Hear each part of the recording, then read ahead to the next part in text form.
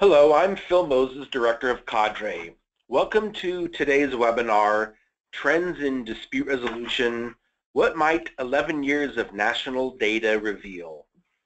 We're delighted you can join us today. This webinar continues the series that began in 2010, and today's webinar is being presented by Dick Zeller and Candace Hawkins. Your phone lines have been muted to minimize interruptions. You can enter any questions or comments into the questions box. So not the chat box, but please use the questions box on your control panel. The PDF for this webinar is available in the handouts box on your control panel, and it is also available on the Cadre website. Now, we are extremely fortunate to have two speakers today who are quite familiar with data, and perhaps more importantly, the symbiotic relationship and interplay between data and policy development.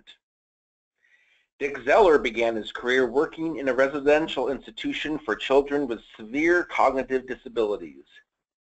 He left that setting to join others at the University of Oregon who were convinced that services must be community-based. He served as director of the university's Western Regional Resource Center from 1985 through 2004. During that time, Dick worked with dozens of state directors of special education and hundreds of agency personnel, parent center leaders, consumers, administrators, teachers, the whole range of stakeholders. He participated on OSEP, NASD, and national TA&D work groups, planning and review panels, and collaborated with other national associations and technical assistance organizations to improve results for students with disabilities. In 2004, Dick retired from the University of Oregon and then served as Senior Policy Analyst for Cadre until December 2015. Candace Hawkins recently joined Cadre as our new Policy Analyst. Since 2010, Candace had served as a dispute resolution and policy specialist for the Colorado Department of Education. There, she worked closely with the dispute resolution team to collect, analyze, and report dispute resolution data to OSEP and use that data to plan continuous improvement activities. She also provided technical assistance to parents, advocacy groups, school districts, and dispute resolution practitioners. In 2012, Candace initiated a project to explore early dispute resolution with Colorado stakeholders. With guidance and input from a special advisory board and the Peak Parent Center, this initiative resulted in providing professional development and IEP facilitation to educators, parents, and advocacy organizations across the state. In addition, she served as the department's representative to the Colorado Juvenile Parole Board and the Colorado Restorative Justice Council. Candace also served as an adjunct professor at the University of Northern Colorado, teaching a doctoral level class on the IDEA, 504, and the American with Disabilities Act. I'm going to turn it over to Candace. So thank you, Phil, and welcome everybody. I would like to begin by acknowledging just how fortunate we are to have Dick Zeller presenting and actually doing the heavy lifting on this webinar today. Dick has been involved in collecting and analyzing dispute resolution data since collection of the data elements began, I believe. Long time ago. And so Dick's expertise and experience in this area truly makes him a national treasure. So I'm going to just kind of briefly go over our roadmap for the next 75 minutes, and then I'm going to turn things over to Dick. So we're going to begin by describing Cadre's National Longitudinal Dispute Resolution Database, what's the source of the data, and what makes Cadre's database a bit unique. Then Dick's going to provide an overview of dispute resolution activity on a national trend level. He's going to preview the dispute resolution data summary packet that was sent to all state directors of special education in November of this year. It's a collection of different graphs, charts, and tables that states can use to analyze and learn about dispute resolution processes in your own states. And he's just going to walk us through some of those charts using the national data summary to preview those for us. He's also going to give us a major highlights and takeaways from what we can learn from the past 9 and sometimes 11 years. And then he's going to also explore with us regional variability in dispute resolution activity. And there are some stunning graphs that Dick has prepared, and so you're not going to want to miss that. Then I'm going to chime back in and talk about ways that we can use dispute resolution data to understand and evaluate our dispute resolution systems, and also to do some continuous improvement planning, particularly around indicators 15 and 16, and then also to collaborate with our colleagues involved in results-driven accountability and perhaps family engagement, because the one purpose that unites us all is that we want to improve outcomes for kids with disabilities. So we're going to spend just a little time exploring maybe ways that we can use dispute resolution data to further that other work that our colleagues are doing. And then we should have some time for questions and answers. Whoops, did I not? Now I can. Sorry, I'm trying to, all right, there we go. So before I turn things over for Dick, I'd just like to emphasize, and it's something that I've heard Dick say many times in the couple months that I've been here, is that a lot of the data elements that we have that are part of the Table 7 that we're required to submit to OSEP, some of those data elements actually hide more than they reveal. And so we'd like to encourage you to look at your dispute resolution data and as this data as a starting point. And that's what we're going to wrap up the end of the webinar with, is ways that we can use this to go beyond dispute resolution. Okay. All right. So I'm going to turn things over to Dick. Thanks, Candace. You know, before leaving the university, people used to ask me what I thought, and then for quite a while they just asked me for historical perspective. So actually today I'm going to be talking about both, which is a treat.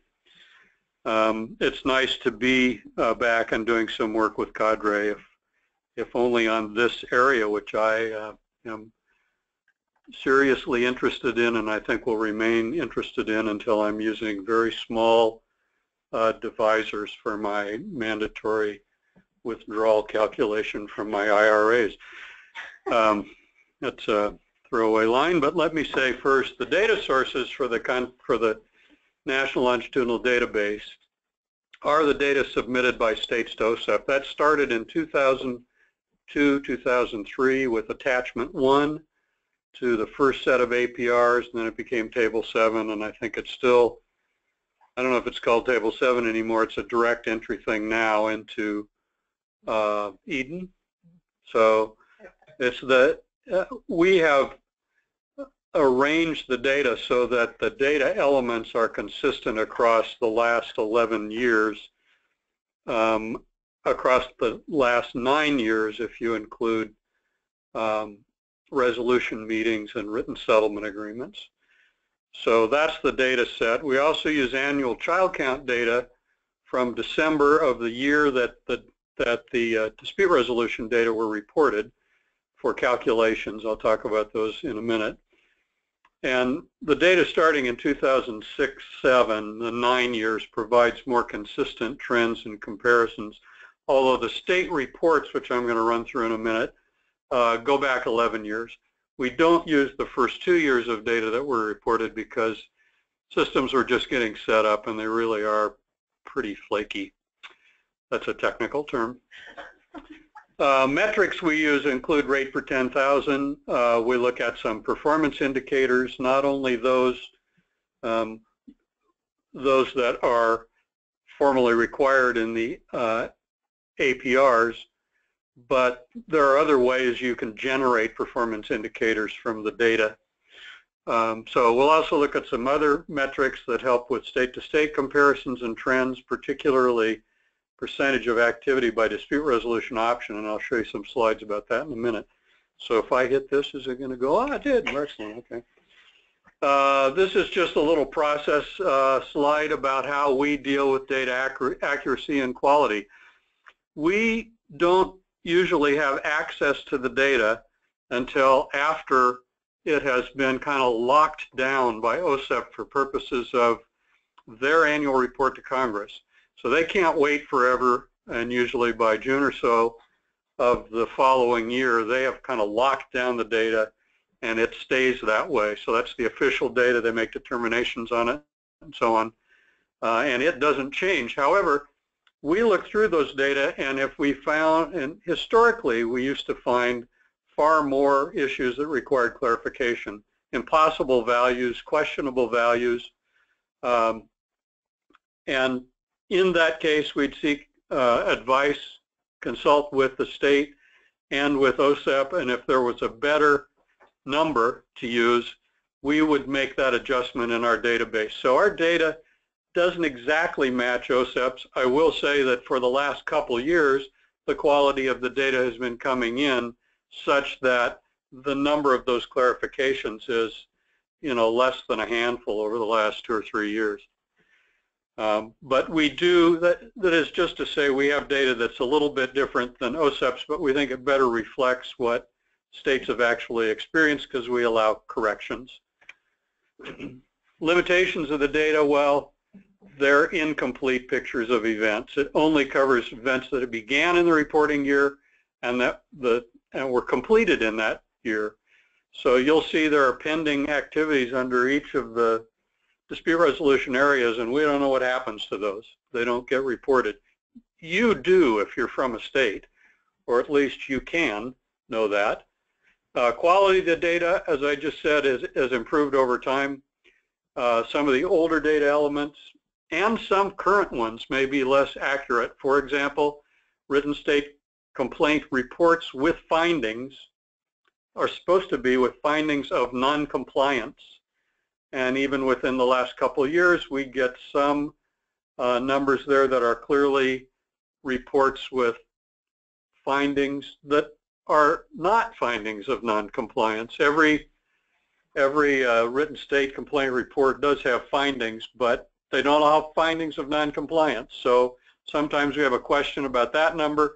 Mediation requests, I think, are inconsistently tracked by some states, so that number is kind of questionable as well. Some data elements, as Candace began with, hide as much as they reveal. Complaints withdrawn, due process complaints withdrawn or otherwise resolved without a hearing is a big number. It accounts for maybe 85% of total due process complaints filed, and we don't know what the breakdown is. Again, you do if you're a state. Just a brief activity per 10,000 child count. This is it's like a per capita or per 10,000 capitas or capitae. It's useful when comparing states that have different child counts, so it sort of corrects for child count, and it's helpful in your state in looking at activity across years because your child count varies probably up and down conceivably more than the national total in terms of affecting this calculation. It's less useful when comparing states with small child counts. Some of our jurisdictions in the Pacific, have a couple thousand or even less than 1,000 child counts, so it doesn't make much sense to use it to look at those entities. It also may make some trends harder to see, and we'll talk about that in a minute. The calculation is just number of events divided by child count times 10,000 for any of the events that we report here. So the state national summaries, there's a one-page trend document. We'll show you a visual of that that's been up on the website for a couple months now. You received, if you are a state director or a dispute resolution coordinator, you received an 11-year summary. I'll use the national data in a minute to just briefly review what's in those.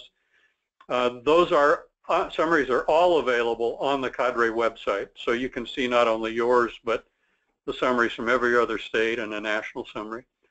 These, I think, are useful in evaluation, continuous improvement planning at a state level. They help us identify trends and patterns across processes. Many states use their dispute resolution data, that 11-year summary, or things they may request us to provide more information on, which we're happy to do. We, meaning Candace and Diana. It's nice being retired sometimes. If you're interested in engaging with your stakeholders or planning group and you want further breakdown, drill downs into your data, we can help with that on the data we've got and help you structure drill downs based on the data that you've got. There's that one page. Here's a quick question. Oh, quick question. Okay. Can you read it? I cannot read that. Does a written state complaint report count in your written state complaint figures if it finds that the district, contrary to the complaint, was in compliance? It will count as a report completed. So a written state report completed is one data element, and then there's the next one, which is those reports with findings of noncompliance. So the first one includes the reports that have noncompliance and the reports that conclude that the district is doing fine. Okay? Thank you. Yep. Thanks for the question. So this is the one pager. It's been up there. I'm not going to read every element of that. I'll just show you the 9 years of dispute resolution data chart that comes off that. These percentage calculations up and down, sort of trend indicators, are based on a slope calculation in which we assume linearity.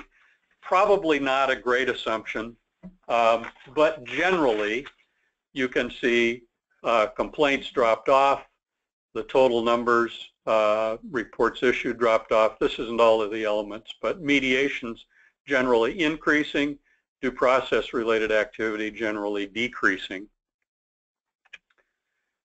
You've received, what I said, an 11-year summary report if you're a state director or a dispute resolution coordinator. If you're on this call and haven't, those again are available online, or you can talk to your state and engage with them about that. This is what the report includes in terms of content. It identifies, this is total dispute resolution activity for all of the states and entities. So this includes the island jurisdictions, outlying areas, and so on. And the total height of each of those bars is the total dispute resolution activity in terms of complaints filed, mediation requests, and due process complaints filed.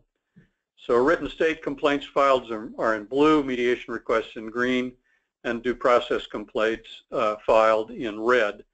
And you can see when you get over to the left-hand side that you've got some very low rates there.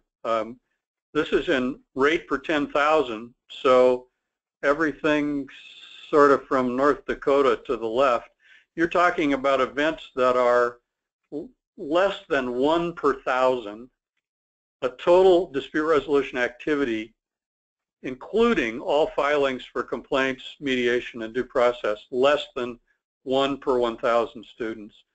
So these aren't hugely common events in many states. You see that increasing up to somewhere in the middle over there near, West Virginia, maybe that is, New Mexico, Michigan, Virginia. They're coming in at the rate of about 2 per 10,000, or 20 per 10,000, or about 2 per 1,000. Now those 7 states on the right, Guam is in there at about 80. The arrow, by the way, is pointing in this case to the overall national total for U.S. and all outlying areas. And that arrow is adjusted in your state report to point to your state. But you can see Guam is up there around 80. But Guam has a very small student population, and it is quite variable. So it's really the next 7 states that constitute a huge portion of the activity. And in fact, we truncate the scale on the left-hand side of this so you can even see the height of the bars, because if we ran that up to 410 per 10,000, which is the DC total dispute resolution activity in 1415, it would shrink the size of all those other bars so you could hardly see them. I want to point out that that DC activity, by the way, is an enormous improvement over where they were 10 years ago. So DC still has a lot of activity, and they face a lot of due process requests in particular, but they've done an incredible job, I think, in organizing their system to manage a lot of dispute resolution activity and to get it done. So Puerto Rico is under a consent decree, and they have to do a lot of dispute resolution activity as well, and get it done. So it's not we're not highlighting those to shame either DC or Puerto Rico.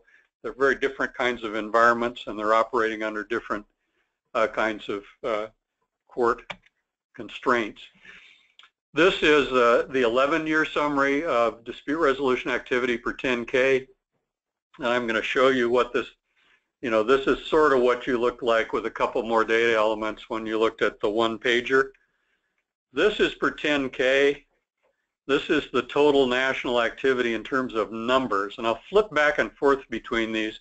I want to point out one thing that's important, and that is this national number thing doesn't show pending, and the rate per 10,000 shows pending on the far right. But if you look at the other bars, they don't really change much when you look at rate per 10,000. And this is a true rate per 10,000, that is total activity in the U.S. and outlying areas divided by total child count. Okay, we'll say more about why that's important in a minute. But you can see when you shift from rate per 10,000 to just the straight count of activities, it doesn't differ a whole lot in terms of the shape of the distributions of each of those data elements. That's because child count doesn't change that much. Relative use of dispute resolution options in U.S. and outlying areas. You can see the red bar in the middle is complaints filed, so that's the percentage. This is the 100% each year, so it's not looking at the aggregate totals, but you can see that those red bars are larger, so due process complaints filed clearly occupy more of the space or take more of the available oxygen, but they've gone down as a percentage from 2006-07, going from 18 to 77% or something, whatever that is, around 60% to something less than that now. So this is that same data, but in sheer numbers, aggregate numbers. A couple more questions. Couple more questions, okay. Following up on the question asked earlier, does the 11-year summary distinguish complaint reports issued in total versus those that have a finding of non-compliance? Yeah, you'll see that in a minute. Okay, is there another one? No, I think that's it. Yeah, for now. You're I'm not the only one here whose eyesight is slowly fading, but I can't read the small print. Okay. Thanks for the question. Thanks for the question, and here's the answer, right? Ta-da. This is rate per 10,000, and now when I show these, I'm going to run, this is still from that report, and this is the national data. So you can see the rate per 10,000 in complaints filed went down a little bit. There's a little hump there midway through. Same thing in reports filed. And then the next data element is reports with findings. We have not corrected that reports for with findings for states that did not make adjustments in that number when we pointed out that there were the same number of reports with findings as there were reports issued.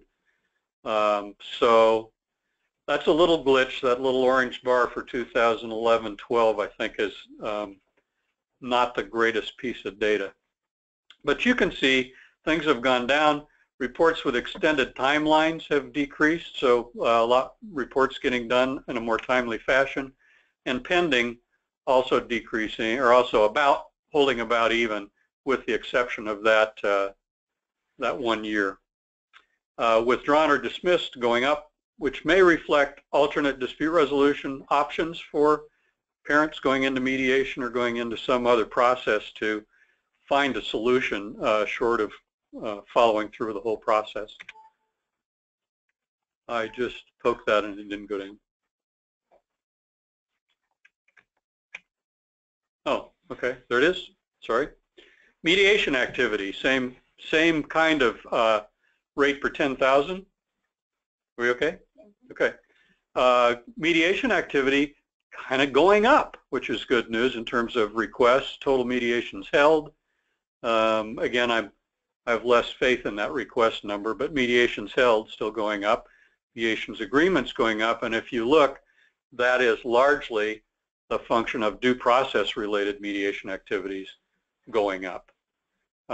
Mediations pending or not held is also increasing, and that's another one of those where we don't know what happens to those after the turn of the year because the disposition of those pendings are not reported. The due process complaint activity going down, some little fully adjudicated hearing leap going up in there, and I was in there looking around this morning. That fully adjudicated due process hearing hump there from 2011-12 to 14-15, that's pretty much 6 states. It's not a national perspective, and I'll show you. It is a national perspective in terms of the rate, but the increase in the rate is a function of a very small number of states. So again, if you look at due process complaints resolved without a hearing over there on the far right, you know, we're looking at the vast bulk of the outcomes here, and we don't know how that breaks down. But if you're a state, you might want to look at that. So here's timeliness of due process hearings. Hearings held, same pictures you saw a minute ago, but now larger bars, easier for me to see. Decisions within 45-day timeline, having dropped maybe in 2007-8, are going up and down, but staying reasonably low. Decisions with extended timelines have gone up and then come down a little bit. I'll show you what that breakdown looks when we break it down in terms of states involved. The relative disposition of due process complaints is, so due process complaints resolved without a hearing, I said 85%, which is clearly wrong, but you know, somewhere between 60 and 70%, as high as maybe 75% in 11-12, are resolved without a hearing. And then hearings, kind of the portion of hearings as a percentage of overall activity decreasing some as you go across the years to the present, and hearings pending increasing some. Your annual report also includes 11 pages of a chart of tables like this that compare your report to the comparator, which is generally the 50 states. 50 state numbers are tend to be more stable than when we add in the territories, DC and Puerto Rico. So it's not to say that those jurisdictions don't have meaningful activity. They do, but for purposes of comparing across years, this gives you a much more stable comparison. So a few drill downs. This is that we're calling this, you've seen this slide now already, I think 3 times. This is U.S. and outlying areas. This is now 9 years instead of 11 years. So I guess you haven't seen it 3 times. This is what we call the house view. That is, it represents total U.S. activity divided by child count. So it's kind of like the House of Representatives. It's related, its membership is related to the population of each state.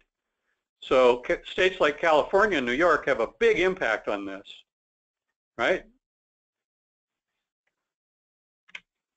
This is what that same data, but viewed from a Senate view. So this is more like asking the question, what's the average state's experience with this?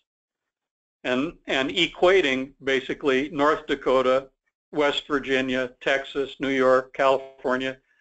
Child count doesn't enter into this, just the state's values divided by the number of state entities, and we use DC and Puerto Rico on this for comparative purposes. But you'll see written state complaints, most states, I mean the average states kind of working their way down.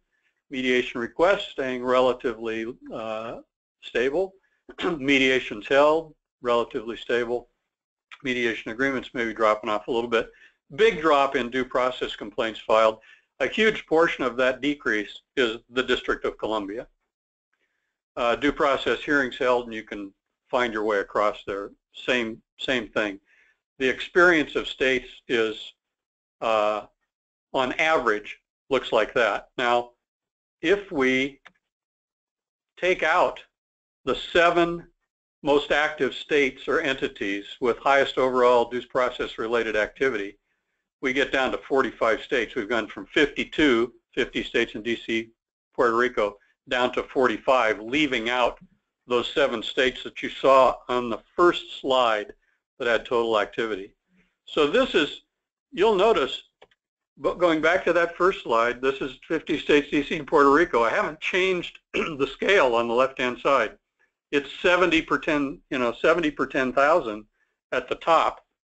But when you leave out those 7 states, that's the average experience of the remaining 45 states. Is there variability across those states? Yes. Is this the same experience for every state? No, but on average, this is a very different picture than when you look at either that view, the Senate view, or the House view, right? So I'm going to show you a couple more of these as examples. Here's relative use of dispute resolution activity. That's the Senate view for 50 states and DC and Puerto Rico. I'm sorry, that's the House view, isn't it?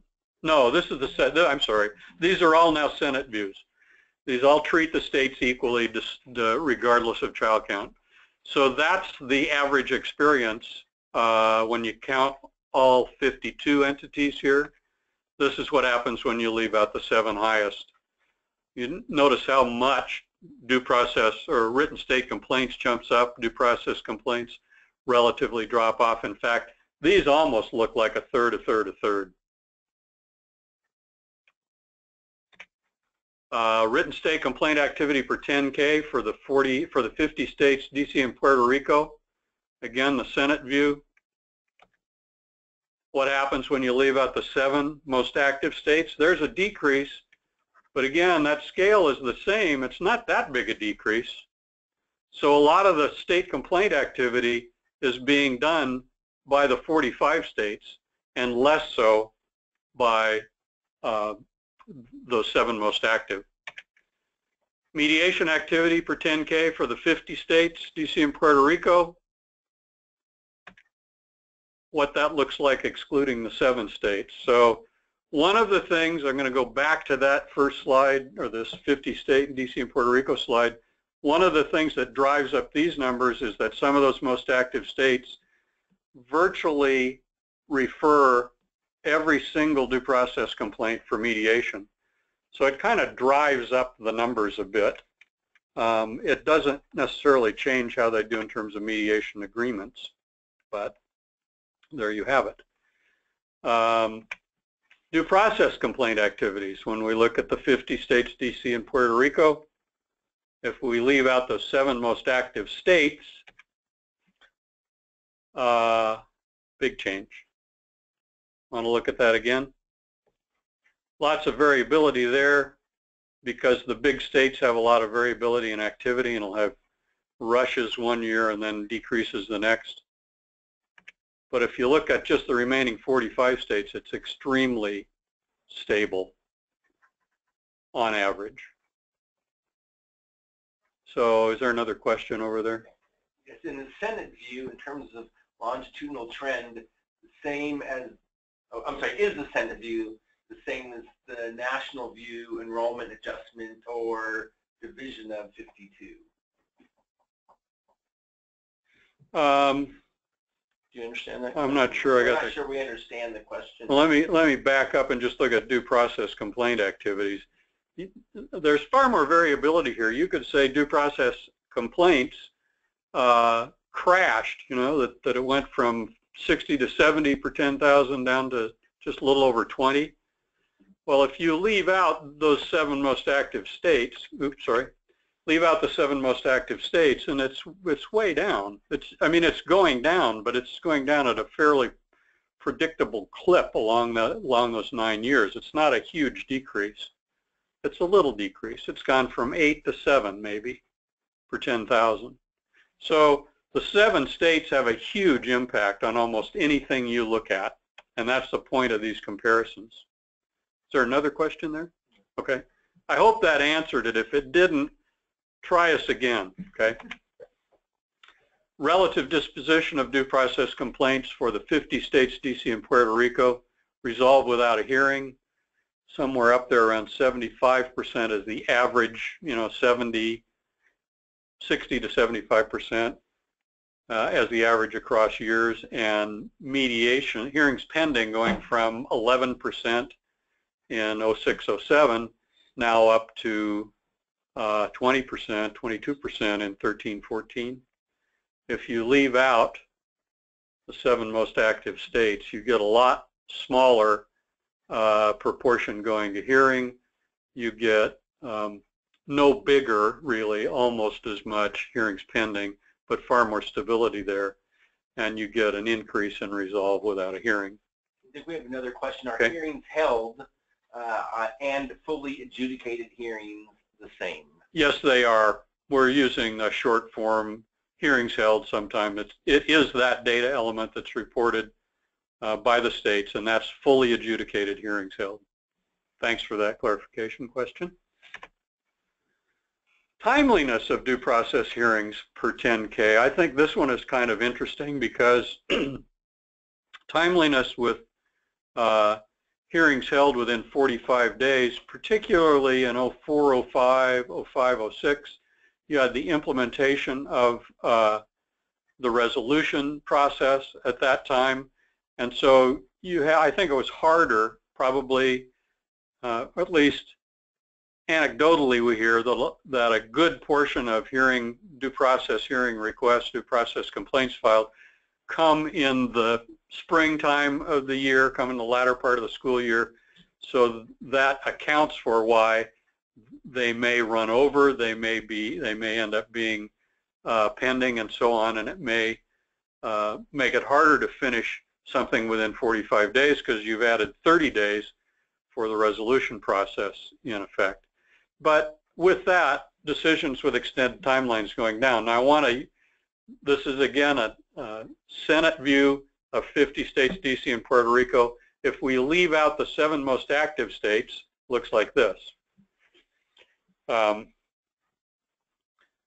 So not much activity. I'm going to change the scale so you can actually see what that looks like, but its rates are going down, and in fact, the use of extended timelines among the other 45 states probably more frequent. It's hard to say exactly why that is the case, but I think it may be, again, you've got some states that are operating under consent decrees that have a lot of activity, and it could be they're under a lot more pressure to get things done in short order. There's a question, is there any correlation with the authorization of the IDA in 2004? Well, certainly what happened in 2004 are a number of things. One is the institution of resolution meetings and resolution written settlement agreements.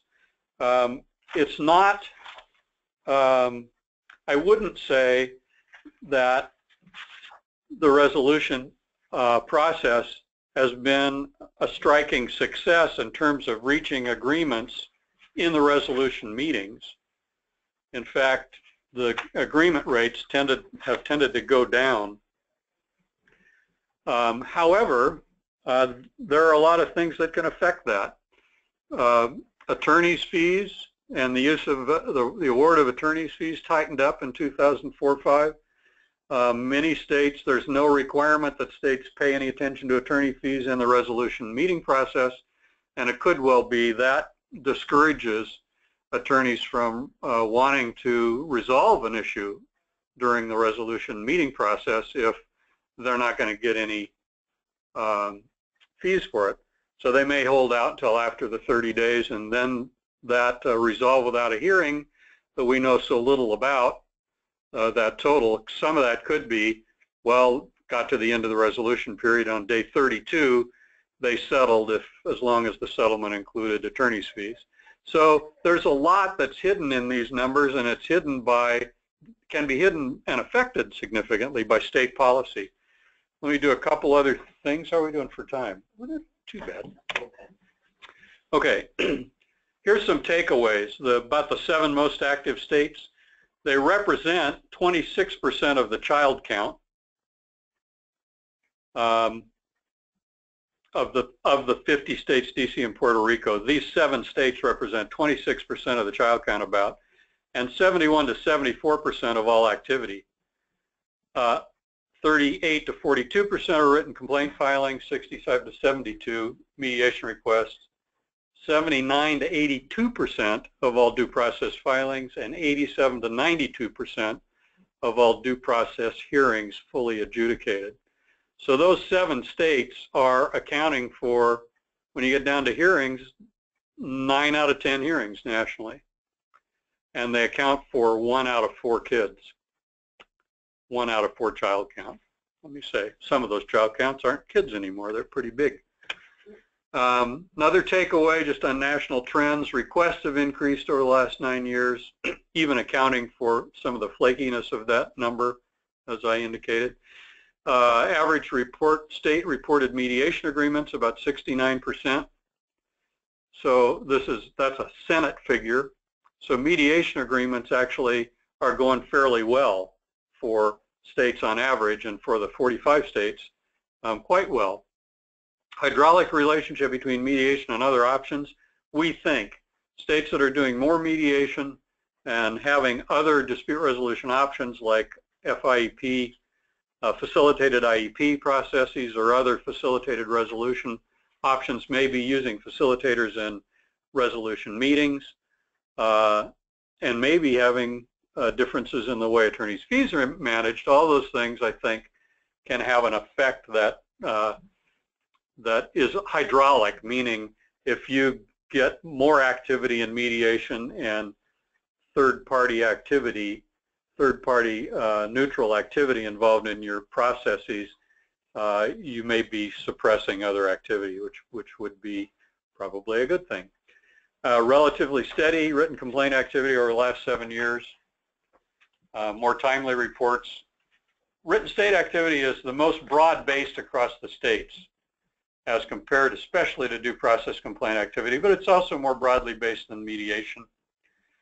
And that may be because state complaint processes are fairly uniform and fairly accessible in similar terms across the states. Resolution meetings, meetings have declined since 06-07, and the agreement rate has really declined down to 19%.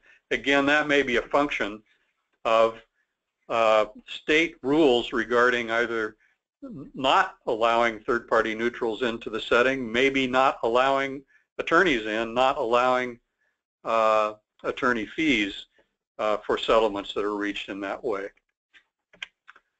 Other takeaways, requests for due process filed continued to decline in 2014-15. The rate per 10K is now about 8% for due process filings and about 53% down for hearings held since 2006-07. Is there another question? Yes, there's a couple of questions.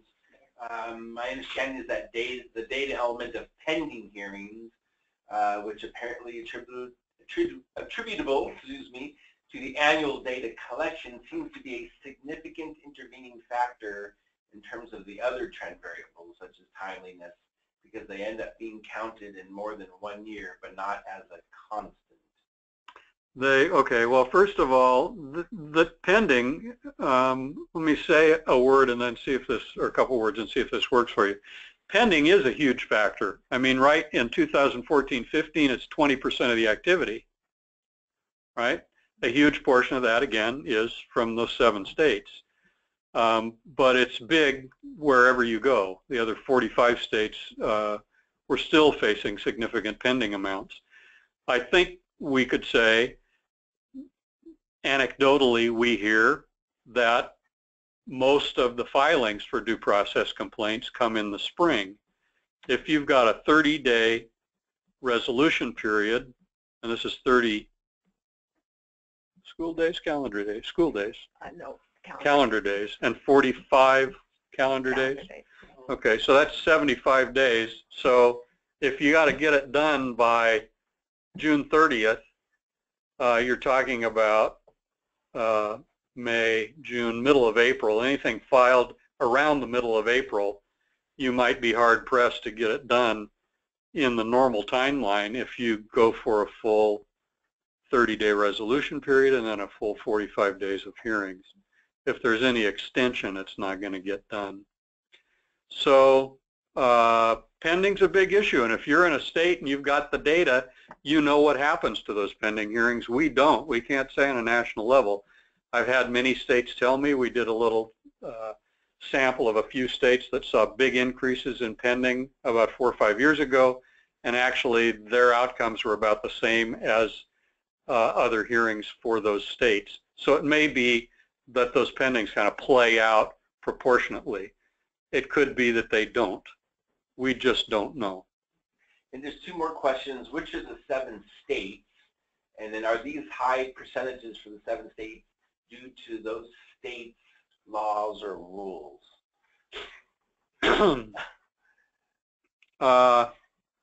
Possibly. I'm let me just proceed to the next slide because I think it starts to address that question. I wish we had consistent data on every state with respect to things like their policy structure, exactly, attorney fees, use or non-use of attorneys in resolution meetings, alternate dispute resolution activities, and so on. Our data is not uniform across that. We are kind of prohibited from asking more than 9 states the same question under the conditions of our cooperative agreement. When it comes to asking more than 9 states, it's not that cooperative. So we don't have that information. We don't have that, but we sense that these kind of state differences might be the result of availability and access to advocacy, whether it's attorney or non-attorney advocacy, attorneys' fees, when and where those are available. Some states will negotiate attorneys' fees in mediation. They'll negotiate attorneys' fees in the resolution process. That might get them through those processes more quickly than states who say, no, they can only be awarded, we won't negotiate them, we're going to let the court do it if there's a prevailing party, and so on. That can really tie things up in terms of the willingness of an attorney to reach a settlement. Awareness of alternative actions, of dispute resolution options. We've gone into some states looking in their, who shall remain nameless, but looking in their states and in their websites and saying, if I were a parent and I were looking for a way to resolve an issue, where would I go? And in some states, it's hard to find where you would go. In some states, you get sent directly to a dispute resolution page. It gives you a pretty full access to all of the alternatives available in that state, including alternatives that are not among the required processes. In some states, you get sent directly to written state complaints. Well, where you get sent will, as a parent, is likely to influence what option you select. So, of course, we would recommend alternatives to the required processes and a single door or a single portal through which to enter those as probably best practice. But does it differ across states? Yeah, it does, and that could influence what the use rates are. Affluence and the cost of pursuing due process complaints. We have again had anecdotal data for years about this, and there is maybe greater interest in this coming up, not only by us, we'll see. Basically, the affluence assertion that we think is not an unreasonable one is that people who have money are able to pursue due process complaints, and people who do not have money are not able to, at least not able to very easily pursue that. Access to private schools, which is related to affluence, certainly drives some of the rates, higher rates of dispute resolution activity in some areas. And urban-rural differences, I think we've hesitated to use the word cultural, but I'll say there are differences across the country in terms of how schools and are perceived, what their role is, how in particularly small communities, what it means to bring a formal complaint against a local school can be very, very different than what it means to do that in when you essentially have the anonymity of a community with hundreds of thousands of people in it, or millions. So those differences, I think, can affect that state experience. And I think I'm through, unless there are another questions. There's a couple of questions. Which two states were not included on the previous slide when talking about the top 5 states? I'm not sure. I think the top 5 states, when we get down to, no, I think it was probably kind of like Connecticut. And that's a good question. While you're listening to Candace in a minute, I'll see if I can figure that out. And then there's another question I think I can answer. Of the 15% of due process hearings whose disposition is known, is there any data collected on who prevailed, parent, school, or split decision? It's not information that states are required to report to OSEP, and we don't have that information. You could probably go to the location on state websites where they post decisions, and you might be able to ascertain who prevailed. And then I would also point you to some of the publications, some of the work that Perry Zerkel has conducted. That's an issue that he has a lot of interest in. So that's Dr. Perry Zerkel out of Lehigh University. Now I understand, also retired, but still kicking, which is great. Perry's focused on that. Is there another question? We're good. Okay. Candace. All right. Well, now what do we do with this stuff? As Dick revealed, and again, it was pretty dramatic to see the difference between dispute resolution activity when you pull those top 7 entities that contribute to the most of the due process filings in particular. But as somebody who took phone calls from concerned parents in a state with very low dispute resolution activity compared to a child count, I can certainly tell you it's not necessarily because everybody's happy or that it's all unicorns and rainbows out there. So if you're sitting in one of the 45 states where you look, the dispute resolution activity looks a little bit sleepy, don't check out on us. It could be that you're in a state that has a very well-managed dispute resolution system. You have a range of proactive and collaborative processes at the early end of the continuum that really do a good job of supporting schools and families in resolving disputes before there's ever a need to file a formal complaint or request mediation. For example, perhaps you have a really robust facilitated IEP program. And in fact, Dick mentioned DC, which has a high level of dispute resolution activity, but has done a phenomenal job of decreasing the number of due process complaint filings by using some collaborative and alternative processes and thinking strategically about its entire dispute resolution system. And it could also be, and Dick highlighted this as well, that information about how to file a complaint or request mediation is difficult for people who are interested in seeking options to find. And so it's a matter of accessibility and information that might be contributing to the low level of dispute resolution activity that you have. And then he also talked about you could be in a state where it's very difficult as a regional or cultural component, or the fact that you live in a small community, to ask a third party to get involved and actually take that step to file a state complaint or a due process complaint. But that, again, doesn't mean that everybody's happy necessarily, and that you still have schools and families that are dealing with a large level of unresolved conflict, longer and more frequent IEP meetings, and so it may be worthwhile to really think strategically about the dispute resolution data that you have and how you can make improvements to your system, even if you're in a state with a very low level of activity. So how do we do that? We can look at analyzing the existing dispute resolution data elements, and we've talked a little bit about that. We can dig deeper into the dispute resolution data that you probably have, and then use that information to connect and collaborate and do some continuous improvement planning.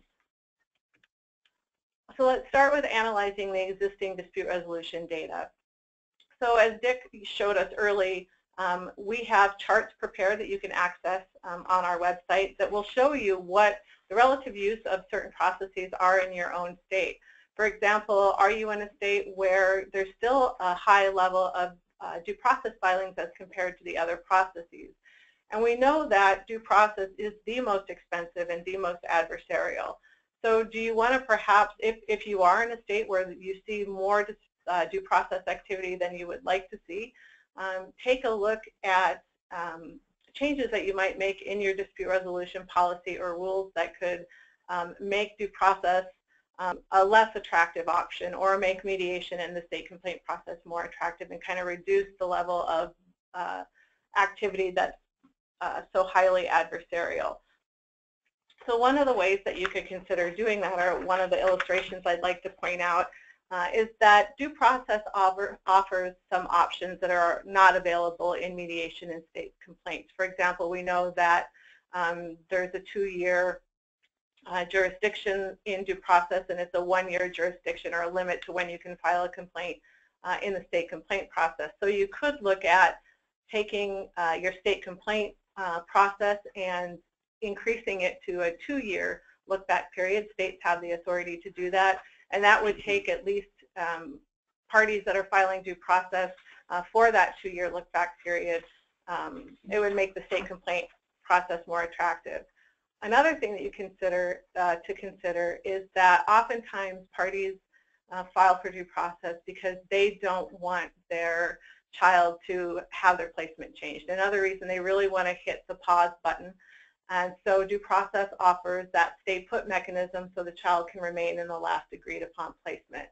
Because that's not always, it's not available in mediation or a state complaint, parties will, or parents will sometimes choose that option for that reason. But there are at least 6 states where you can get the stay put mechanism in mediation without filing for due process. There's also 1 state where you can initiate, or you can get stay put in filing a state complaint. So again, that's just a way potentially to redirect traffic, so to speak, away from the more adversarial process. Then of course you can also take a look at the relative use of dispute resolution in your state and compare it to your neighbors, and see if your neighbors are doing something, or it looks like maybe they're doing something to redirect traffic away from the more adversarial process, and just pick up the phone and chat with your neighbor and see perhaps if they're doing some things that you might want to think about doing. And of course, Cadre can also help you do that. You can give us a call and we can take a look at making some state and regional comparisons for you as well. So I'm not going to talk much about this because Dick actually handled this, or talked about this quite a bit in his part of the presentation. So we know that this big bucket, resolved without a hearing, contains a lot of different possibility and data elements, and we don't really know how the bulk of these cases are being resolved. But you do have that information, and it might be worthwhile for you to kind of dig in and figure out what's actually happening in these cases. And again, Dick covered this, so I'm not going to really go into much detail. And so in addition to the information that you have, because you're collecting it to report to OSEP, and those again are the data elements that we've already been talking about, you also have a lot of additional data that's, you know, traveling in as part of your intake system, or it's just information that if you were willing to dig a little deeper, you could find. And Cadre actually has a data drill tool that Dick developed in 2011, and I'm going to talk about it more in a minute, but it will allow you to really take a deeper look, and it's in an Excel spreadsheet, so you can input the data and then easily analyze it. And I'm going to talk, like I said, I'm going to talk about it in just a minute, but what are maybe some possibilities of things that you might want to look at a little bit deeper? For one, what types of issues are being raised in due process complaints versus written state complaints or mediations? Are you noticing any difference there that might lead you to understand more who's using your system and why?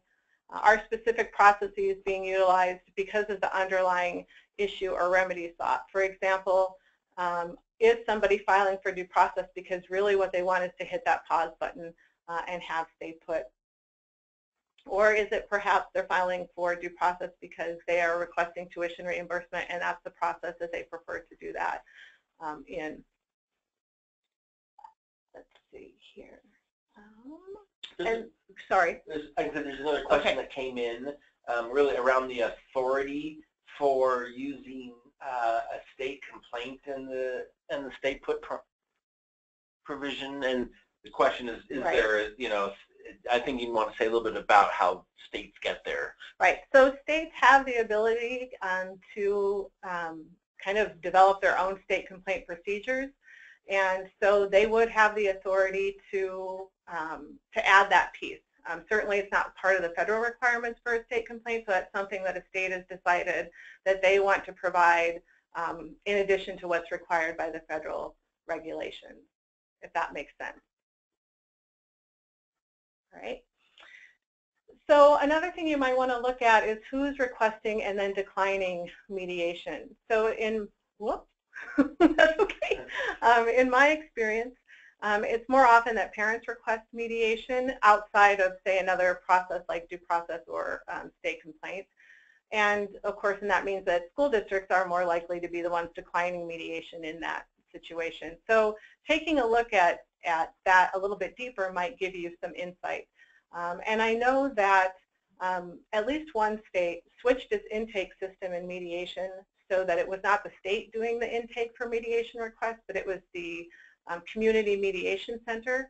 And as a result of that switch in the intake process, they saw district-initiated requests for mediation really, really significantly increase. And because we want to have parties select and request mediation as soon as they realize that there's a dispute, that kind of change may indicate that the school district's not as comfortable requesting mediation when they have to go through the State Department of Education. And so making that switch could really improve the ability of a mediator to help resolve conflict sooner if the district isn't hesitating anyway to request mediation when they feel the need. Another thing that we might want to consider is mediations that are insufficiently resolved, meaning that they're not durable and they're resulting in a party having to file for due process or another complaint in order to get those issues resolved. That's kind of your system doing double duty. And then I'm going to move on here. So this is the data drill tool that I was talking about that Dick developed. It's available on our website. And there's a 11-minute tutorial along with it, and of course we would be willing to answer questions or provide some feedback or guidance in using that tool if you decide that you want to do that. The neat thing about the drill tool is that, again, it's in an Excel spreadsheet, so it's easy for you to input data and then be able to analyze it and use it. There's a page for each one of the major processes, so state complaint, due process, expedited due process, and mediation.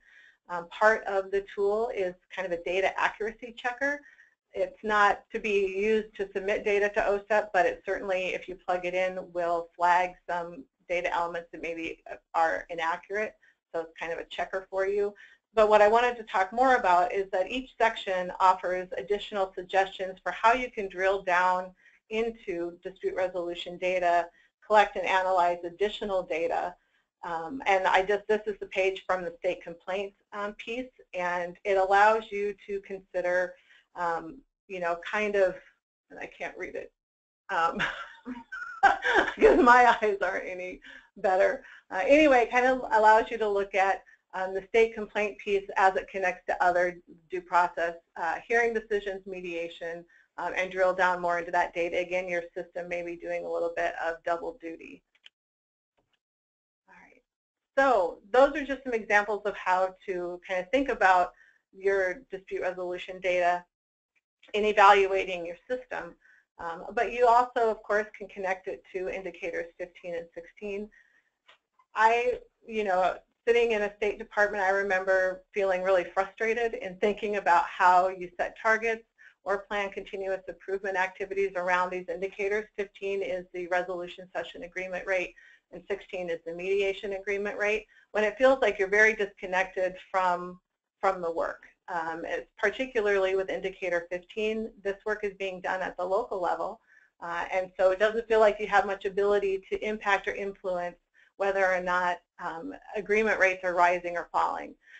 But you could take a look at, again, the performance over time. So taking a look at mediation and resolution agreements rates for your state over a period of 9 years. Are you seeing any significant rises or falls? And are they tied to maybe perhaps any changes in policy? You can, of course, compare yourself to similar states and regions to get some ideas. If you have a neighbor that looks like they have a phenomenal agreement rate when it comes to resolution sessions, you might want to give them a call or investigate as to whether or not they're doing anything different. We know that some states, as Dick mentioned, do offer facilitators for resolution sessions. You could also look particularly for Indicator 15 about performance over time or across LEAs. So if you don't have an LEA with a large number of resolution session activity, it's hard to maybe determine whether or not they're successful or not. You just don't have a large enough number. But perhaps you have an LEA with some significant activity that has a very high agreement rate. Again, it might be worthwhile to pick up the phone and call and ask if they're doing anything different. Perhaps they're providing a facilitator or they're running their meetings in a way that's leading to a more successful outcome. You could also take a look at those agreement rates by issue. For example, I know, at least anecdotally, that oftentimes a district will decline mediation if the issue is eligibility. Some will agree to mediate any issue because they just have a policy that they will always at least make the attempt to mediate. But for some districts, mediating eligibility is kind of the gateway into the entitlement, and so they will not mediate that issue. And it could also be that that issue, if that's the predominant issue, is one that really does not lead to very many agreements. And again, we wouldn't have access to that data, but by digging deeper into your system, you might discover that. Another factor to look at is the timeliness between the request for mediation and the actual mediation session. If you were to look at that and notice that the longer or the farther apart those two things are, the less likely the parties are to actually reach an agreement. Then you could look at changes within your system and how you respond to mediation requests and try to tighten that timeline. You may also have a mediator that you're aware of that has a super phenomenal mediation agreement rate, and it might be worth kind of digging in a little bit and questioning that mediator, and maybe they're doing something different. In addition, you may have made changes in your mediation system over that length of 9 years. For example, you used to use independent contractors, and now you're using the Office of Administrative Courts, or different changes that you've used or that have happened in training and qualifications, and you may be able to tie that to the performance over time. And then in 2015, OSEP issued a voluntary self-assessment tool for dispute resolution, and asking states to take a look at their policies, procedures, and procedural safeguard notice to ensure that they are in compliance with the federal regulation and guidance for dispute resolution. And the dispute resolution data that you have could also be a meaningful way to complete that self-assessment tool. And I'm running out of time, aren't I? You're okay. Okay. Right. Running out of time. Okay.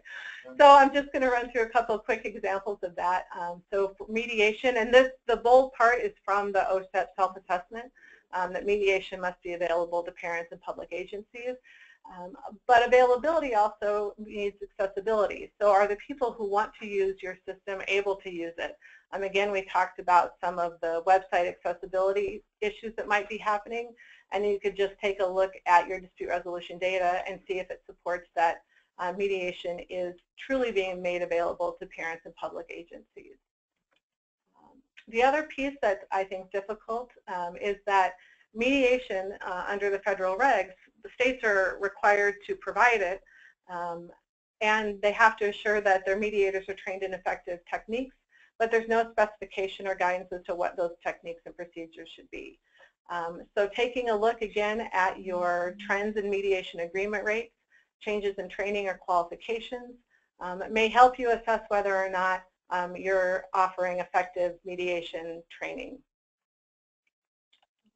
And again, this piece that we mentioned earlier, kind of using, looking at mediation agreements and trying to tie it to whether or not you have some failed mediations or agreements that are just not durable, and parties are coming back and having to request enforcement of the agreement or file other due process or state complaints.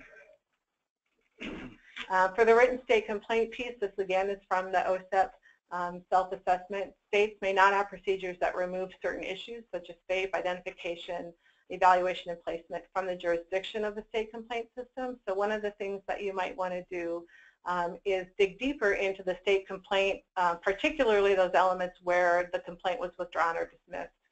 We wouldn't have access to just, we would have the number of complaints that was withdrawn or dismissed, but not why.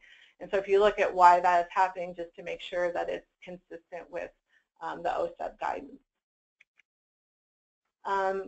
All right, so moving a little bit beyond dispute resolution data, how can this data be used to inform general supervision or technical assistance to LEAs?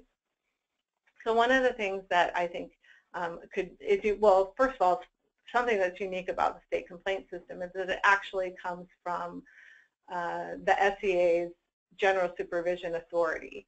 And so it's tied to monitoring and supervision, and of course effective dispute resolution is a component of monitoring and supervision.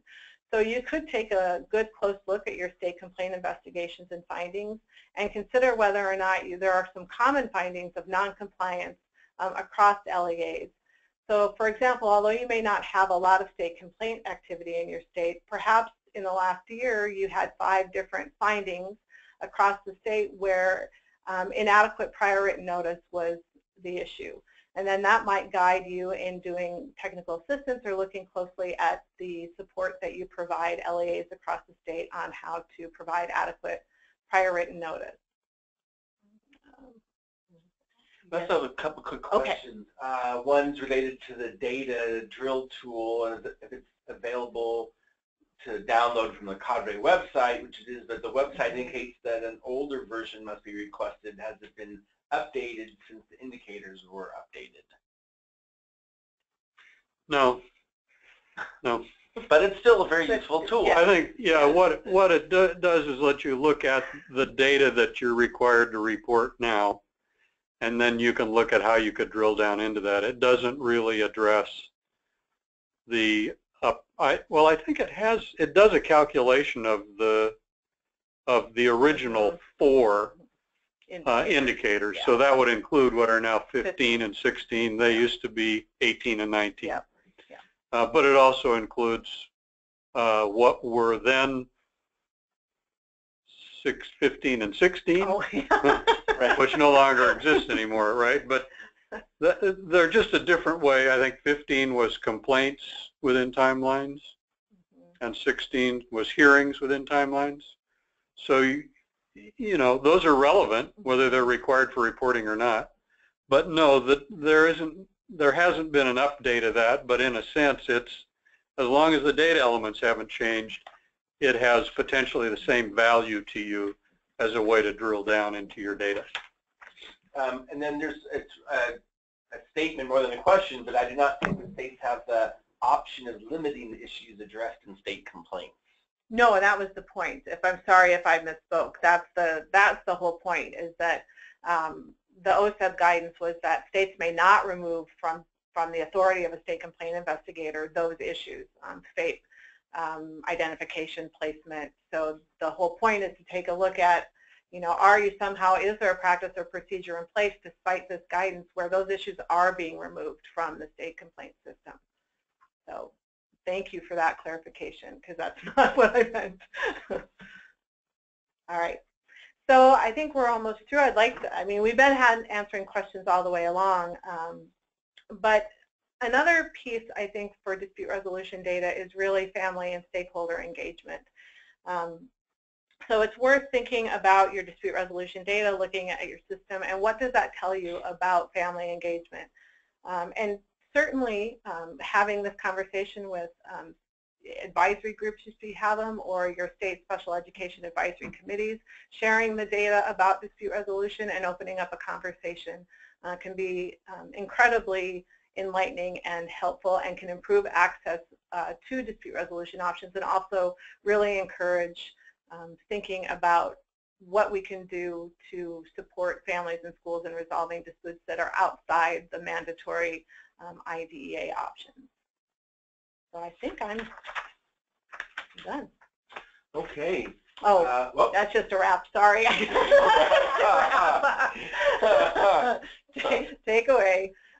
So you can use dispute resolution data to examine and assess your system, to inform continuous improvement planning, to help with monitoring and technical assistance, and then to collaborate and engage with your colleagues and stakeholders. All right. Well, thank you so much for joining us today, all of those folks who are out there in virtual land, and thank you, Dick and Candace, for a terrific webinar. We've done our best to answer what can be quite complex questions. You should feel free to contact us with additional questions at any point in time, or if you have comments about the webinar or the data, that's what we're here for. If you can click on the chat box on your screen to fill out a very brief survey monkey to evaluate today's webinar, we would appreciate it. If you could just take a couple of minutes to do that, that would be very helpful as we develop webinars in the future. Our next webinar is titled Expanding the Circle, Restorative Practices in Special Education. This webinar will occur on March 7th. At the same time, 11:30 Pacific time. We will have more information about the webinar on our website, and we hope that all of you can join us. Again, thank you for joining us today, for taking a couple of minutes to complete the Survey Monkey, and we will look forward to you joining us in March, and until then, have a great holiday season. Thank you very much. Any questions? I think we were good with the questions. Yeah. Great. Okay.